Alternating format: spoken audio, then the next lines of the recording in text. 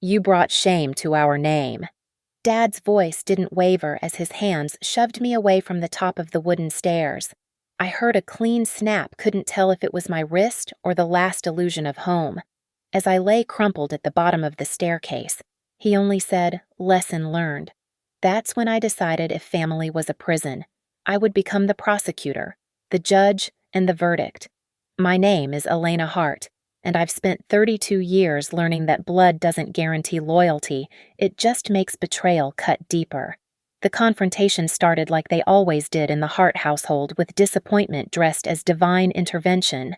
I'd just exposed a prominent local donor for sexually harassing 3 junior employees at Northline Systems, where I led the strategic planning team. The story had made the Boise morning news cycle, complete with my quoted testimony about creating safer workplaces. By 6:30 p.m., I was standing in my parents' kitchen, watching my mother Marjorie clutch her pearl necklace like a rosary, while my father Calvin paced the linoleum floor, his church elder's pin catching the overhead light. "Do you have any idea what you've done to us?" Mother's voice trembled with practiced fragility. "The Johnsons sat right behind us at service. Their son manages that donor's estate. Everyone was whispering about sexual harassment being wrong." I kept my voice steady, though my fingernails dug crescents into my palms. "About you destroying a good man's reputation for your career ambitions?" Father stopped pacing, his shadow stretching across the faded wallpaper. "We raised you better than this publicity-seeking behavior." The irony wasn't lost on me. They'd spent decades perfecting their own public image while systematically dismantling mine behind closed doors. Every achievement I'd earned became their sacrifice story at Wednesday prayer circle. Every boundary I set became evidence of my wayward spirit needing correction. "I protected my employees," I said, straightening my spine. "That's what leaders do." "Leaders." Father's laugh was sharp as broken glass. "You think airing dirty laundry makes you a leader? You've embarrassed this family, disgraced our name in the community. Pastor Williams asked if we needed special prayers for our troubled daughter." That's when I made my mistake. I laughed, a short, bitter sound that escaped before I could swallow it. "Something funny about destroying your parents' reputation." His face flushed red, the vein at his temple pulsing.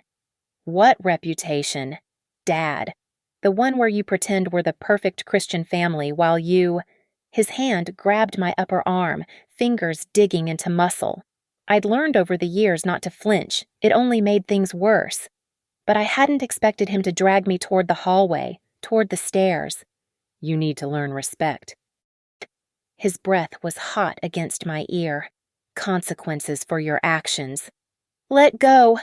I tried to pull away, but his grip tightened. "Dad, you're hurting." The shove came sudden and vicious. One moment I was at the top of the stairs, the next I was airborne, my body tumbling down 14 wooden steps. My wrist hit the edge of the 5th step with a sickening crack. My shoulder slammed into the wall, my hip caught the banister post. When I finally stopped moving, crumpled on the hardwood floor. The pain came in waves, sharp, then dull, then sharp again. Through the ringing in my ears, I heard his footsteps descending slowly, deliberately. He stood over me, adjusting his cufflinks like he'd just finished a business presentation. "Lesson learned." Mother appeared at the top of the stairs, hand over her mouth in theatrical shock. "Oh dear, Elena, you really must be more careful. These old stairs are so steep." I couldn't speak, could barely breathe. But my phone had fallen from my pocket during the fall, landing screen up 3 feet away. The recording app was still running. I'd started it when I parked outside, a habit born from documenting workplace harassment. The red timer counted steadily 12 minutes, 43 seconds. Through the fog of pain, another detail registered. The doorbell camera's LED light blinked steady green from its mount by the front door, its wide-angle lens capturing the bottom of the staircase. Should we call someone? Mother descended halfway, stopping at a safe distance. "You look hurt." I reached for my phone with my good hand, each movement sending lightning through my wrist. "Already handled." 3 taps. 9. 1. 1. 911. What's your emergency? I need an ambulance. My voice came out steadier than expected. I've been pushed down a flight of stairs. Possible broken wrist. The assault was captured on video. Father's face went white. Mother's theatrical concern morphed into genuine panic. Requesting police as well, I continued, eyes locked on my father. This is a domestic violence situation. As sirens wailed in the distance, I lay there on the cold floor, cradling my broken wrist, and made a promise. They wanted to teach me a lesson. I'd show them what a real education looked like, complete with evidence, witnesses, and a court of law. The lesson learned wouldn't be mine. The emergency room's fluorescent lights triggered memories like strobe flashes, each one a perfectly preserved moment of systematic control disguised as parental love. Age 15, kneeling on the hardwood floor for 2 hours straight, arms extended holding the family Bible, because my skirt had been 2 inches too short for a godly young woman. My knees went numb after 30 minutes. After an hour, my shoulders screamed. When I finally collapsed at the 90-minute mark, Father made me start over. Modesty requires sacrifice, he'd said, while Mother nodded approvingly from her chair, knitting needles clicking in rhythm with my suffering. Age 22, sitting in the Wells Fargo parking lot, pen trembling over the co-ownership papers for Brian's truck.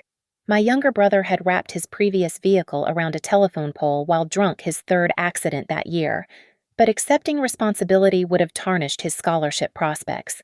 So I became the solution. Family protects family, Father had said, his hand heavy on my shoulder as I signed away my credit score. The debt followed me for 4 years, a financial albatross that delayed my apartment rental, killed my car loan application, and earned me countless lectures about fiscal responsibility from the very people who'd orchestrated my financial sabotage. The pattern was always the same: manufacture a crisis, demand sacrifice, weaponize the resulting damage as evidence of my failures. Miss Hart. The doctor's voice pulled me back to the present. Your x-rays show a displaced fracture of the distal radius. The angle suggests significant force from an unusual direction, not consistent with a simple fall. I watched him make notes, his frown deepening. The bruising pattern on your upper arm shows distinct finger marks. The impact points on your shoulder and hip indicate multiple collisions during descent, suggesting momentum beyond natural falling. I was pushed, I said quietly. Hard. He met my eyes, his expression shifting from clinical to concerned. I'll need to document this thoroughly. The injury pattern supports your statement. This isn't what we typically see from accidental falls. The force vectors are all wrong. As the nurse wrapped my wrist in pristine white casting material, my phone buzzed with messages. The family group chat, which I'd long since muted but never left, exploded with activity. Mother at 8:43 p.m. Praying for Elena's recovery from her terrible accident. She's always been clumsy. Brian at 8:45 p.m. What happened? Mother at 8:46 p.m. Your sister fell down the stairs. Very dramatic. As usual. Your father tried to catch her but couldn't reach her in time. The lies came so easily to them, typed out between sips of evening tea, probably already crafting the story they'd tell at tomorrow's prayer breakfast. But they didn't know about my recording. They didn't know about the doorbell camera. They didn't know that every text they sent became another piece of evidence in the folder I was already mentally labeling Hart v. Hart. Another memory surfaced, age 26. Standing in their living room as Mother read aloud from a printed email my private message to a therapist about considering limited contact with family. Brian had found it in my drafts during a computer repair session and promptly reported it to our parents. The subsequent intervention lasted 3 hours, complete with Bible verses about honoring thy father and mother, threats of disinheritance, and Mother's tears that could have won an Oscar. Children who abandon family abandon God, Father had declared, while Mother sobbed about where she'd gone wrong raising such an ungrateful daughter. The thing about growing up in a house where love came with terms and conditions was that you learned to document everything, every slight, every manipulation. every moment when the mask slipped and revealed the control beneath the concern. I had screenshots of messages spanning years, voice recordings of phone calls where mother threatened to tell everyone what you're really like if I missed Sunday dinner, email chains where father detailed my disappointments in bullet point format, helpfully CC'd to extended family for maximum humiliation. They'd trained me to be meticulous, to cover my tracks, to anticipate attacks from every angle. They just never expected me to use those skills against them. The nurse finished the cast, and I flexed my fingers experimentally. The doctor will give you care instructions, but you'll need to follow up with orthopedics in a week. A week. 7 days to build an airtight case. 7 days to transform 32 years of careful documentation from a survival mechanism into a weapon. My phone buzzed again. Father this time. Private message. Your mother is very upset. This attention-seeking behavior needs to stop. Come home tomorrow and we'll discuss your apology to the congregation. I screenshotted it, adding it to the folder. Then I typed back, the only discussion we'll be having will include lawyers. 3 dots appeared, disappeared, appeared again. Finally, you wouldn't dare disgrace this family further. I smiled, the expression feeling foreign on my face. Watch me. The cast on my wrist was still damp, but my resolve had already set harder than any plaster. They wanted to maintain their pristine reputation. They wanted to play the victims. Fine. But this time, we'd play by legal rules, not theirs. And in that arena, evidence trumped tears. Documentation defeated manipulation. And the truth, the ugly, brutal, carefully recorded truth, always won. The first anonymous complaint arrived at Northline Systems' HR department on Monday morning at 9:15 a.m., barely 48 hours after I'd filed the police report. By noon, there were 3 more. Elena, we need to discuss some concerns that have been raised. Deborah from HR sat across from me, her expression carefully neutral. We've received multiple complaints about you using company time for personal matters and allegedly harassing elderly family members. I'd expected this. The Hart family playbook never changed when threatened. Mobilize the church network. Flood the zone with counter-accusations. Make enough noise that the truth gets lost in the static. I assume these complaints arrived after my assault became public knowledge. I kept my voice level, professional. Deborah shifted uncomfortably.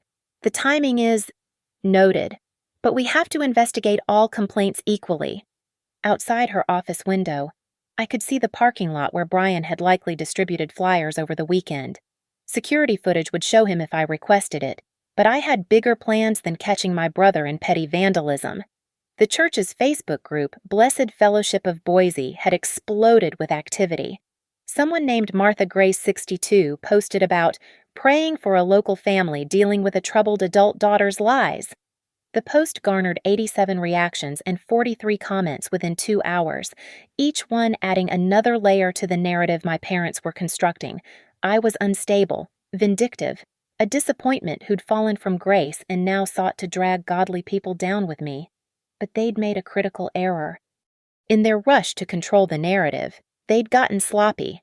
The emergency room report sat in my laptop bag, its clinical language more damning than any accusation I could make. Displaced fracture inconsistent with accidental fall. Bruising patterns suggest forceful grabbing and pushing. Patient reports being pushed downstairs by father. Injuries support stated mechanism of assault. Dr. Muhammad Rahman had been thorough, noting the angle of impact, the distribution of bruising, the way my defensive wounds suggested I'd tried to catch myself but been moving too fast, pushed too hard to succeed. He'd even photographed the finger marks on my upper arm, 4 distinct purple ovals where father's grip had been. I have documentation from the hospital, I told Deborah, pulling out the report, including medical evidence that contradicts the accident narrative being spread on social media. She scanned the pages, her eyebrows rising. This is comprehensive. There's more. I opened my phone, playing the audio recording from that night. Father's voice filled the small office. You need to learn respect, consequences for your actions. The sound of the fall was worse than I remembered 14 distinct impacts as my body hit each step, followed by that final sick crack when my wrist gave way. Then his footsteps, slow and measured, and those two words that would become his undoing. Lesson learned. Deborah had gone pale. Elena, I'm not asking for sympathy. I interrupted. I'm establishing a pattern. These anonymous complaints started after I filed charges against my father. Check the IP addresses. Check the writing style. Check the timing. She nodded slowly. We'll need to document everything. This could be considered retaliation for your earlier whistleblower report about the donor. That afternoon, the smear campaign escalated. My mother gave an impromptu prayer request at her Tuesday women's Bible study, tearfully describing how her daughter had become violent and delusional, how they'd tried to help me, but I'd thrown myself down the stairs for attention. Margaret Whitfield, who attended the study, secretly recorded it and sent it to me later. She'd never liked my parents, finding them too performative in their faith. Thought you should know what's being said. Her message read, "This is disgusting." In the recording, Mother's voice trembled with practiced emotion. We're just asking for prayers as we navigate this difficult season. Elena has always struggled with the truth. Even as a child, we've tried so hard to guide her, but some people choose darkness. 63 women heard that speech. Within hours, versions of it spread through 3 different church networks, each iteration adding new details about my supposed instability. Someone claimed I'd been fired from 2 previous jobs for violence false. Another suggested I had a drinking problem I barely touched alcohol. A third wondered if I was on drugs. The only medication I took was birth control, which would have scandalized them more. But while they focused on destroying my reputation, they'd forgotten about the doorbell camera. I sat in my apartment that evening, laptop open, watching the footage for the 20th time. The camera's angle caught the bottom of the staircase and part of the hallway. You could see me falling being propelled into frame, the violent momentum unmistakable. You could see Father's shoes and legs as he descended after me. Most importantly, the camera's audio had captured everything, including Mother's rehearsed shock and their hasty construction of the accident narrative. My phone rang. Unknown number. But I recognized the voice immediately, Pastor Williams, my parents' spiritual authority and their most powerful ally. Elena, I'm calling to encourage you to seek reconciliation. Your parents are suffering terribly from your accusations. Their suffering is self-inflicted, I replied.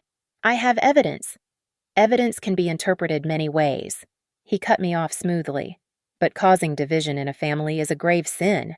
I'd hate to see you lose your community over this misunderstanding. There it was, the threat wrapped in pastoral concern.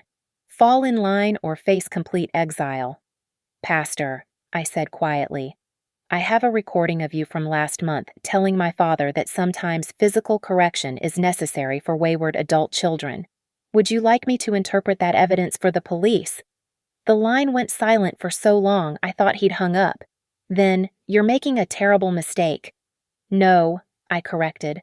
I'm making a police report. And a civil suit, and if necessary, a very public case about how your church enables domestic violence. I hung up before he could respond. The war was officially declared, and they'd just learned I'd been gathering ammunition for years. Patricia Lowell's office smelled like leather and justice, the kind of place where battles were planned and won. She sat behind her mahogany desk, reading through my documentation with the intensity of a general studying battlefield maps. You've been preparing for this for years, she observed, flipping through another page of screenshots. This level of documentation doesn't happen accidentally. When you grow up in a house where reality gets rewritten daily, you learn to keep receipts. I shifted my cast to a more comfortable position. Every gaslighting session, every threat, every manipulation, I have it all. Patricia nodded, then gestured to the woman sitting beside her. This is Riley Quinn, private investigator, former FBI Cybercrime Division. If there's digital dirt to find, she'll find it. Riley looked like someone who could hack the Pentagon while making afternoon tea. Already pulled some interesting data from those anonymous HR complaints. All four originated from the same IP block specifically, the church's public Wi-Fi network. Someone was sloppy, didn't use a VPN. Brian, I said immediately. My brother manages their IT. Thought so. The writing analysis shows two distinct styles. One matches your mother's Facebook posts. The other matches your brother's emails to you. Riley pulled out her tablet. But here's where it gets interesting. The timestamp on the first complaint. 8:47 Monday morning. The church security footage, which they graciously post online for transparency, shows your mother and brother in the church office at exactly that time. Sophia Delgado, my colleague who'd agreed to testify, sat in the corner taking notes. She'd been present for 3 different calls where my parents had berated me over speakerphone, a habit I'd developed specifically to have witnesses. I have the recordings from those calls, Sophia confirmed, including the one where Elena's father said, and I quote, "You'll regret crossing this family. We know how to handle ungrateful children." Patricia's expression darkened. That's a direct threat. When was this? 2 weeks ago, I replied. Right after the harassment story broke. He called me at work, knowing I'd have it on speaker for meeting notes. Riley had been typing rapidly. Your father's interesting. Pillar of the community, church elder, owns 3 rental properties, sits on 2 nonprofit boards. But there's a pattern here. 3 former tenants filed complaints about aggressive behavior, all withdrawn after private resolution. One former board member resigned, citing philosophical differences, but privately told colleagues he was afraid of Calvin Hart. You talked to them, I asked. I'm very good at my job. Riley smiled slightly. 2 are willing to provide statements about his temper and controlling behavior, though they won't testify publicly. The 3rd, Marcus Brennan, is willing to go on record. Your father tried to physically intimidate him during a board dispute about financial transparency. Patricia was already drafting something on her legal pad. We'll file both civil and criminal charges. Battery for the physical assault. Intentional infliction of emotional distress for the sustained campaign of harassment. The workplace interference gives us additional claims. What about the church? I asked. They're complicit in this. One battle at a time, Patricia advised. But document everything they do. Religious organizations aren't immune from accountability when they facilitate harassment. My phone buzzed another text from Mother. Final chance to make this right. Apologize publicly at Sunday service and we'll forgive everything. Otherwise, you're dead to us. I screenshotted it, adding it to the folder Riley had labeled Exhibit A through Infinity. They're escalating, Patricia observed. Next will be financial threats inheritance, written out of wills, demands for repayment of any gift they've ever given you. Already started, I admitted. They want me to pay back my college tuition, claiming it was a loan, not a gift. $27,000 they now say I owe them. Riley made another note. Did you sign anything? Never. They insisted on paying directly to the school, said it was their parental duty. Now, suddenly, it's a debt I've been ungrateful about repaying. Extortion, Patricia said simply. Add it to the list. Sophia's phone rang. She answered, her face going pale. That was Deborah from HR. Someone just sent an anonymous tip claiming Elena embezzled funds from the company. They're demanding a financial audit. The room went silent. This was a new low, even for my family. Riley was already pulling up something on her laptop. Let me guess the evidence is a photoshopped bank statement showing suspicious transfers. How did you know? Sophia asked. Because Brian Hart posted in a private forum 3 days ago asking how to modify PDF bank statements for a prank. Screenshot captured before he deleted it. Riley turned her screen toward us. Your brother's not as tech-savvy as he thinks. Patricia stood up, her expression shifting from professional to predatory. Attempting to frame someone for embezzlement is a federal crime. Wire fraud, conspiracy, cybercrime, your family just upgraded from civil court to potential federal charges. Can we prove it was them? I asked. The forum post was made from Brian's verified account, linked to his work email. Riley confirmed. The metadata on the fake statements will show creation on a computer with his registered software licenses. He literally signed his crime.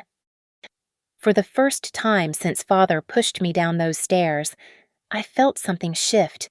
This wasn't just about defending myself anymore. They'd overplayed their hand, committed actual crimes in their desperation to silence me. "How do you want to proceed?"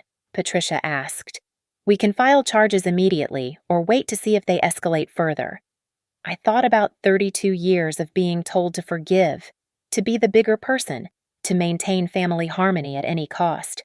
I thought about every sacrifice demanded, every boundary violated, every truth twisted into a weapon against me.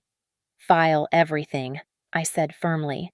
"Criminal charges for the assault, civil suit for damages, report the embezzlement attempt to the FBI, and Patricia, make sure the protective order request is public record. I want everyone to see exactly who Calvin and Marjorie Hart really are." Patricia smiled the kind of smile sharks probably gave before feeding.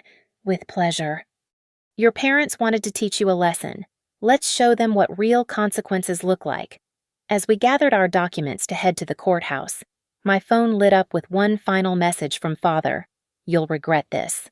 I typed back, "No, Dad. For the first time in my life, I won't." The prayer meeting was advertised on 3 different church Facebook pages. Emergency prayer circle for the Hart family spiritual warfare support needed. 7:45 p.m. Wednesday, just 3 days before our court date. 117 people showed up to pray for my parents' persecution by their delusional daughter. I know because Margaret Whitfield attended and live-streamed it to me from her phone, hidden in her purse. The theater of it was breathtaking, Mother in a modest black dress as if already mourning my loss. Father standing stoic at the podium, Brian beside them like the dutiful son contrasting the prodigal daughter. "We never thought we'd face such betrayal." Mother's voice cracked perfectly on cue. "We gave Elena everything: love, education, a godly upbringing. But sometimes, despite your best efforts, a child chooses darkness." "Amen," the crowd murmured, their collective judgment washing over my name like acid. Father took the microphone, his voice heavy with manufactured gravitas. "The devil uses those closest to us to test our faith. We continue to love Elena, even as she spreads these vicious lies. We pray for her healing from whatever mental illness drives her to attack her own family." Mental illness. They'd pivoted from attention-seeking to suggesting I was psychologically unstable, a calculated move to discredit any evidence I presented. But while they performed their passion play, Brian was busy with more direct action. Thursday morning at 6:20 a.m., I walked into the Northline Systems parking lot to find my car covered in printed flyers. The photo was from my college years, carefully edited to make my eyes look wild, my expression unhinged. The text below read, "Dangerous woman attacks. Elderly parents spreads lies, protect your family." Security footage would later show Brian arriving at 4:30 a.m., wearing a baseball cap and hoodie like some bargain bin vigilante.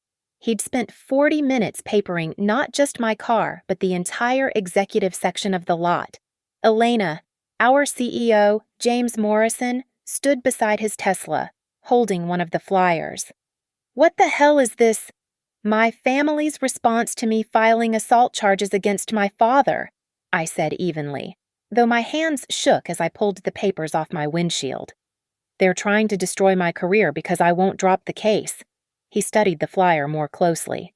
"This is libel and trespassing. Do you need corporate legal involved?"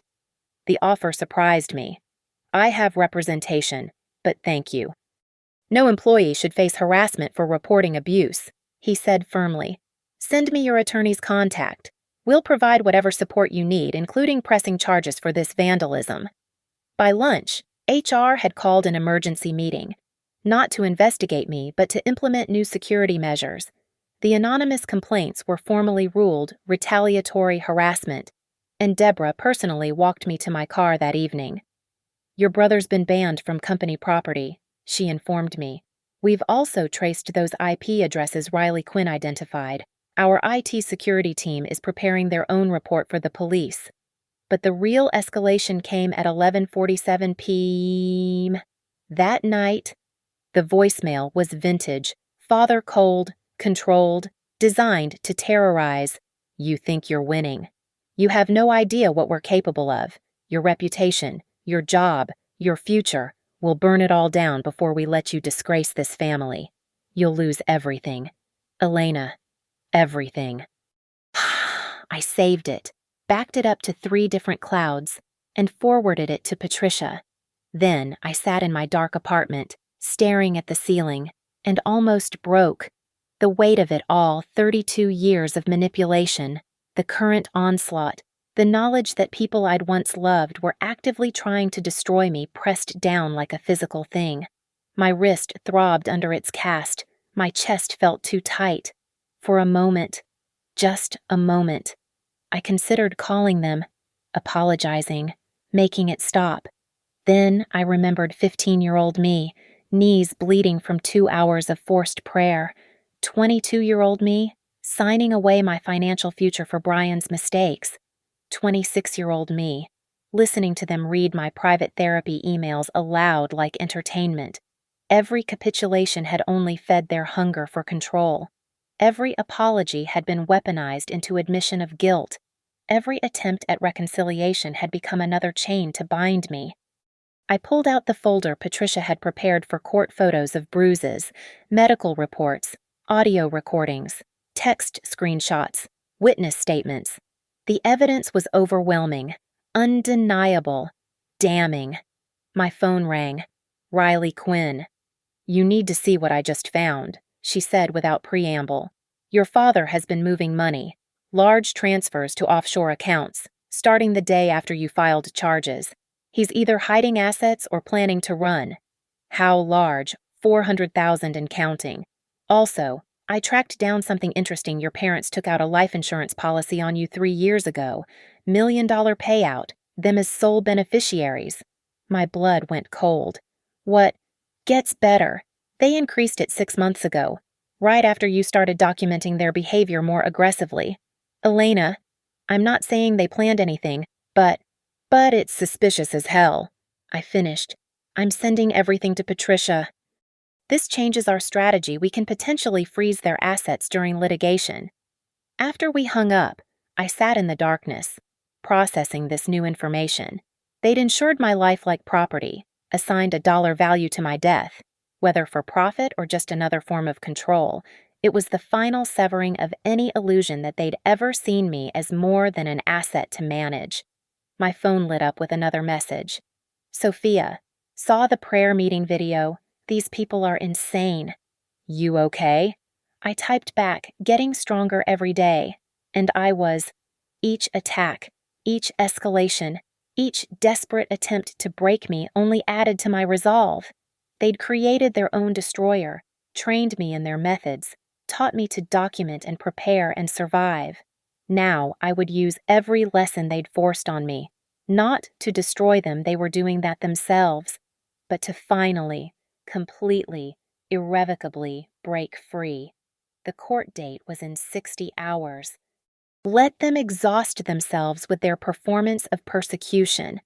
I had evidence, witnesses, and something they'd never calculated into their plans. I was no longer afraid of losing a family that had never truly existed. Patricia's war room looked like a command center. Evidence boards covered 3 walls, timelines mapped out with color-coded precision, and a small army of legal documents stood ready for deployment. "We file in 2 stages, she explained, pointer in hand like a general's baton. "First, the emergency protective order hearing that's public record, open courtroom, media can attend. Then the criminal charges, which the DA's office is very interested in pursuing given the evidence." "How public can we make this?" I asked. "As public as legally possible. The protective order hearing, especially judges prefer transparency in domestic violence cases. Helps prevent he said she said situations." Riley Quinn looked up from her laptop. "The audio forensics expert confirmed the doorbell camera footage is authentic, unedited. He's prepared to testify that the lesson learned statement is absolutely your father's voice pattern. Also pulled the metadata timestamp matches your 911 call exactly." "What about their counter-narrative?" Sophia asked. The whole mentally unstable daughter angle. Patricia smiled coldly. That's where Dr. Sarah Hendricks comes in. A woman I hadn't noticed before stepped forward from the corner. I'm a forensic psychologist. I've reviewed Elena's medical records, work history, and personal documentation. Not only is there zero evidence of mental illness, but the pattern of documentation actually suggests hypervigilance consistent with prolonged psychological abuse. Your meticulous record-keeping isn't pathology, it's a survival mechanism. Will you testify to that? I asked, already prepared my statement. I've also reviewed your parents' public statements and social media posts. They show textbook patterns of Darvo deny, attack, reverse victim and offender, classic abuse tactics. Patricia pulled out another folder. Now, the ace card. Father Michael Navarro from St. Catherine's has agreed to speak. I blinked. A priest is testifying. Not testifying, but he'll attend and give a statement to media if asked. He specializes in spiritual abuse recovery. Your case has apparently caused significant discussion among progressive clergy about the weaponization of faith for control. He reached out after seeing the prayer meeting video. Riley added. Said it was performative Christianity at its most toxic, and offered to help however he could. The strategy was elegant in its brutality. We weren't just defending, we were dismantling their entire narrative structure, using their own weapons against them. The embezzlement fraud attempt is what really sealed it. Patricia continued. The FBI's cybercrime unit wants Brian Hart. Badly. Turns out your brother's been selling document modification services on the dark web for 2 years. They've been building a case but couldn't identify him until now. My stomach dropped. Brian's been doing what? Forging documents for money, mostly fake employment records, some educational credentials. The attempt to frame you was sloppy because he was panicking, but his other work shows skill. The FBI agent called him surprisingly sophisticated for someone so stupid. I thought about my little brother, the golden child who could do no wrong, secretly running cyber fraud operations while our parents praised his virtue. The irony was almost poetic. Your parents' financial records are also interesting. Riley pulled up a spreadsheet. Those rental properties, multiple code violations, withheld security deposits, suspicious eviction patterns targeting single mothers. One former tenant is considering joining a civil suit. They're slumlords. I couldn't hide my surprise. Selective slumlords. They maintain the properties rented to church members beautifully. The others, minimum legal standard, maximum profit extraction. Patricia stood, surveying our arsenal. Here's how this plays out. The protective order hearing is Monday at 10 a.m. We present the assault evidence medical records, audio, video. Your father will likely claim self-defense or accident. That's when we play the voicemail threatening to burn down your life. Judge sees escalation pattern, grants protection. Then what? Then the DA files formal battery charges. With the medical evidence and recordings, conviction is highly probable. Your father's looking at potential jail time, definite probation, and a permanent record. While that's happening, Riley jumped in. Brian gets arrested for wire fraud and identity forgery. The FBI moves fast on cybercrime. He'll be in custody within days of the protection order. Your mother. Patricia's expression darkened. Conspiracy charges are harder to prove, but the fake testimony about you being violent and delusional constitutes defamation. The coordinated harassment campaign could bring additional charges. Sophia had been quiet, taking notes. Now she spoke up. What about the community backlash? These church people won't just accept this. That's where Father Navarro's statement comes in, Patricia explained. He'll frame this as a conversation about spiritual abuse, shifting focus from attacking good Christians to protecting abuse victims. Several domestic violence organizations are already planning to attend the hearing in support. I stared at the evidence wall my life dissected, cataloged, weaponized for justice. They'll never forgive this. Even if they lose everything, they'll spend the rest of their lives hating me. They already do, Patricia said gently. The difference is, after Monday, they'll have to do it from a legally mandated distance. My phone buzzed. Another unknown number. but I recognized Pastor Williams' assistant's voice. "Elena, the congregation is willing to mediate this situation. We can arrange a meeting, help your family heal without destroying each other." "Tell Pastor Williams I'll see him in court," I replied and hung up. Patricia nodded approvingly. No negotiations, no mediation, no private resolutions. Everything happens in open court, on legal record, where they can't rewrite reality. "One more thing," Riley added, pulling up a final document. "That life insurance policy your parents took out on you, legally questionable since you never consented. We're filing to have it invalidated and investigating potential insurance fraud." The room fell silent as we absorbed the full scope of what we'd built. 32 years of abuse, meticulously documented. Every manipulation cataloged, every threat recorded, every crime exposed. "Are you ready for this?" Patricia asked. "Once we file, there's no going back. They'll throw everything they have at you." I thought about the 15-year-old girl kneeling on hardwood floors, arms shaking, believing she deserved the punishment. The 22-year-old signing away her credit for a brother who'd never thank her. The 26-year-old listening to her private thoughts, weaponized against her. Then I looked at my cast. Still pristine white except for where Sophia had drawn a small heart in blue pen, a tiny reminder that real love doesn't break your bones or your spirit. "File everything," I said. "It's time for their real education to begin." The courtroom was smaller than I'd imagined, intimate enough that I could hear Mother's sharp intake of breath when she saw the crowd. 3 rows of domestic violence advocates in purple shirts. 2 reporters from the Idaho Statesman, Father Navarro in his collar, sitting prominently in the second row.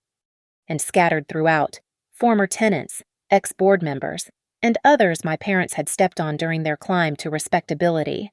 Judge Catherine Brennan presided, a woman known for her no-nonsense approach to domestic violence cases. My parents' attorney, Richard Dalton, looked like he'd rather be anywhere else, probably because Patricia had sent him our evidence file that morning. Professional courtesy, she'd called it. Strategic devastation. I'd thought. "This is a hearing for an emergency protective order," Judge Brennan began. "Ms. Hart, you may present your evidence." Patricia stood, remote in hand. "Your Honor, we'll begin with the video evidence." The courtroom screen flickered to life. The doorbell camera footage, clinical in its clarity.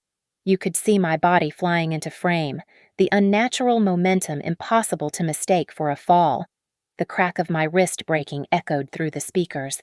Then, Father's legs, descending slowly, deliberately. Lesson learned. His voice filled the courtroom, clear and cold. Mother gasped theatrically. Father's jaw clenched. Brian, sitting behind them, had gone pale. Now the audio recording from Ms. Hart's phone. Patricia continued. The full recording played the argument, the grabbing, the threats, the fall. Every impact documented. Mother's fake shock, their immediate construction of lies, my call to 911. Dr. Mohammed Rahman, the emergency physician who treated Ms. Hart, has provided this sworn affidavit. Patricia read. The fracture pattern is inconsistent with accidental falling.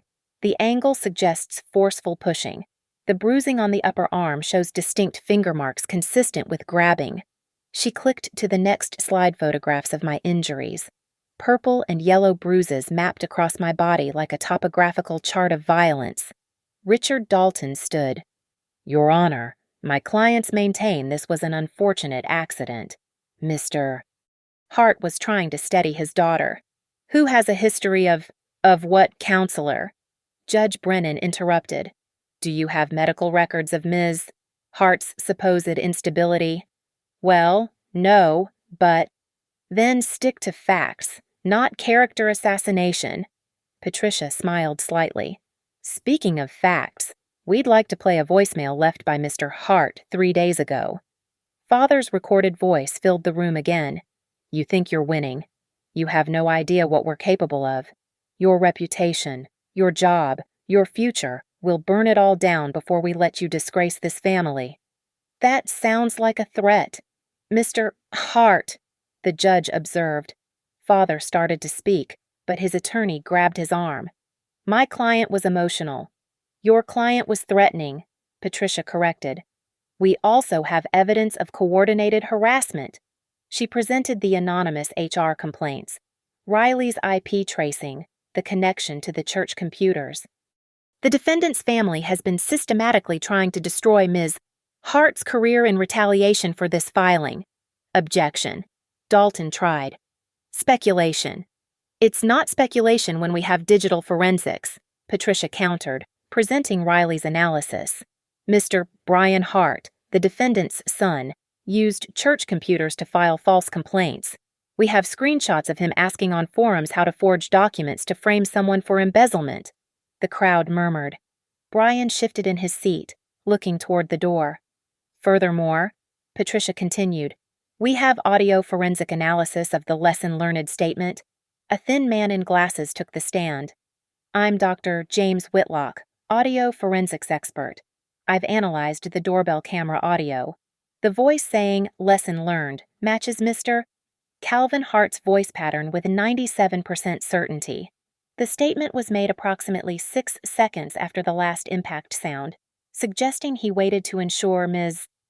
Hart had stopped falling before speaking. Father's composure finally cracked. She's lying about everything.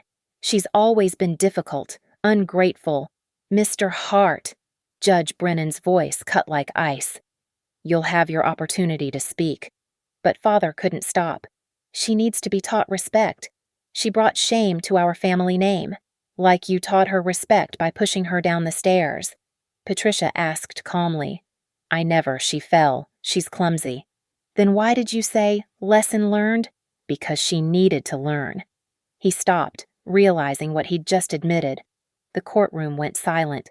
Richard Dalton looked like he wanted to sink through the floor. Your Honor, perhaps a recess. No, Judge Brennan said firmly. Mr. Hart, did you push your daughter down the stairs? She provoked me. Father spat, constantly defying us, embarrassing us, that job of hers where she attacks good people. So you pushed her? She needed to be taught, Mr.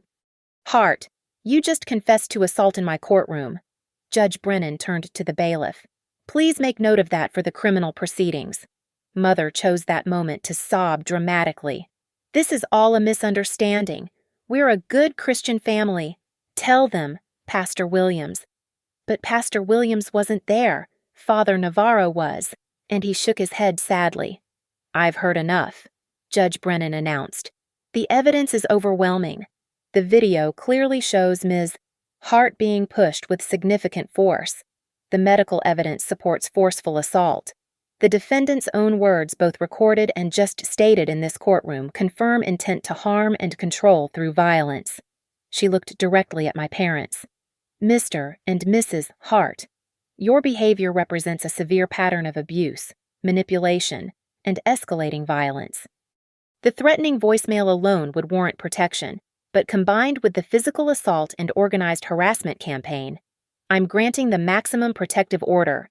2 years, renewable, no contact whatsoever, no calls, texts, emails, or third-party contact, minimum distance of 500 feet. Any violation will result in immediate arrest. This includes you, Mr. Brian Hart, given your participation in the harassment. Brian stood to protest, but his own lawyer, hastily retained that morning, pulled him back down. Furthermore, Judge Brennan continued, I'm forwarding all evidence to the district attorney's office with a strong recommendation for prosecution. Mr. Hart, expect criminal charges for assault and battery. Mr. Brian Hart, the FBI has been notified about your document forgery activities. She struck her gavel. Order granted. Court is adjourned. The sound echoed like thunder. Father lunged up, fury twisting his features, but the bailiff stepped forward. Mother wailed. Brian ran for the door, probably hoping to destroy evidence before the FBI arrived. I sat perfectly still, watching their kingdom crumble in real time. No more hiding behind respectability. No more weaponizing faith. No more rewriting reality. Patricia squeezed my shoulder. You did it. No, I corrected, standing and meeting Father's rage-filled eyes across the courtroom. They did it to themselves. As security escorted my family out, Father turned back one last time. His mouth formed words, "You'll regret this." I smiled, cold as winter morning. Lesson learned, Dad. Lesson finally learned. The courthouse steps gleamed with late morning frost, Idaho's winter sun cutting sharp angles across the granite. My breath clouded in the cold air as I signed the last document Patricia handed me authorization for the civil suit, the one that would seek damages for medical bills, therapy costs, and years of systematically destroyed opportunities. "The criminal arraignment is next week," Patricia informed me, tucking the papers into her briefcase. "Your father's looking at up to a year in prison if convicted, though he'll probably get probation and anger management. And Brian, FBI picked him up an hour ago. His laptop was still logged into 3 different forgery forums." She shook her head. "Your brother's looking at federal charges, 5 to 10 years, minimum." Behind us, a reporter from Channel 7 was interviewing Father Navarro about spiritual abuse in religious communities. His words carried on the wind. When faith becomes a weapon to control rather than comfort, it's no longer faith, it's manipulation wearing a cross. My phone buzzed. HR from Northline Systems. "Board met this morning. Full support for you, including paid leave for court dates. Also, James Morrison wants to discuss promoting you to Director of Strategic Planning. You've shown exceptional crisis management skills." Another message from Sophia. "Your courage is incredible." Coffee later to celebrate. Then one that made me pause, Margaret Whitfield, the woman from Mother's Bible Study. 17 women from the group are leaving the church. We've been silent about too much for too long. Thank you for speaking up. Riley Quinn appeared beside me, wrapping up a phone call. "Your parents' assets are frozen pending investigation. Those rental properties code enforcement is launching a full review based on former tenant complaints. Also, that life insurance policy on you has been flagged for fraud investigation." "What about the church?" I asked. Under scrutiny, 3 more families have come forward about similar control tactics blessed by church leadership. Pastor Williams is claiming he knew nothing, but there are emails suggesting otherwise. Patricia's phone rang. She answered, her expression shifting to satisfaction. "The DA just confirmed your father's being charged with assault, battery, and criminal threatening. Your mother's getting charged as an accessory after the fact for the false testimony. They're both looking at criminal records." The weight of it all, victory and loss, simultaneously settled over me. I'd won, but the prize was the complete destruction of any fantasy that my family could have been saved. "Any regrets?" Patricia asked gently. I touched my cast, thinking about all the small violences that led to this moment. Every controlling word, every manipulative prayer, every moment they chose dominance over love. "No," I said firmly. Regret would mean wishing I'd stayed silent, and silence was killing me slowly. A car pulled up to the courthouse steps, a black sedan with federal plates. Brian sat in the back, handcuffed, his face a mask of shock. He'd thought himself untouchable, the golden son who could do no wrong. Now he was just another cybercriminal heading to federal processing. Our eyes met through the window. For a second, I saw my little brother, the kid I'd protected, taken blame for, sacrificed my credit to shield. Then I saw the man he'd become, willing to destroy my life to maintain his comfort. The car pulled away, taking him toward consequences he'd never imagined facing. Patricia handed me one final document, restraining order copies for your employer, your apartment complex, and local police. You're protected now, Elena, legally and completely. Protected. Such a foreign concept after 32 years of being exposed to whatever cruelty my parents deemed necessary for my education. My phone rang an unknown Idaho number. Against my better judgment, I answered. Elena. An elderly woman's voice, tentative. "This is Dorothy Williams, Pastor Williams' wife. I wanted you to know what your parents did was wrong. What our church enabled was wrong. Some of us always suspected, but we were cowards. I'm sorry we failed you." "Thank you," I said, meaning it. One apology couldn't erase years of communal enabling, but it was something. Your mother called me, she continued, wanting prayer warriors to attack you spiritually. I told her the only evil I saw was parents destroying their child and calling it righteousness. She hung up on me. After we ended the call, I stood on those courthouse steps, looking at the city sprawling before me. Somewhere in it, my parents were probably huddled with their remaining supporters, crafting new narratives about their persecution. Let them. Their words had lost all power the moment that gavel struck. My phone buzzed one last time. A notification from my banking app, the direct deposit authorization I'd filed to remove my parents as emergency contacts, had been processed. The last administrative thread connecting us had been severed. Patricia and Riley headed to their cars, promising to keep me updated on developments. I remained on the steps, breathing in cold air that felt like freedom. The cast on my wrist would come off in 6 weeks. The bruises had already started fading from purple to yellow. The nightmares would take longer to heal. But I'd found a therapist who specialized in religious trauma and family abuse. For the first time in my life, I could build something without fear of it being weaponized against me. I could succeed without apologizing. I could exist without permission. My phone's recording app was still installed, probably would be for years old habits die hard, but I no longer needed to document every interaction for survival. The war was over. I'd won by refusing to fight on their terms, by dragging their darkness into legal light where it couldn't survive. As I walked toward my car, I passed a woman with 2 young daughters. One of them pointed at my cast. "What happened to your arm?" Her mother started to shush her, but I smiled. I stood up to a bully and got hurt, but you know what, standing up was worth it. The little girl nodded solemnly, as if filing this information away for future reference.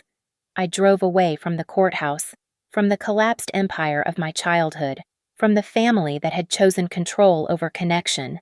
In my rearview mirror, the building grew smaller until it disappeared entirely, taking with it 32 years of suffocating history.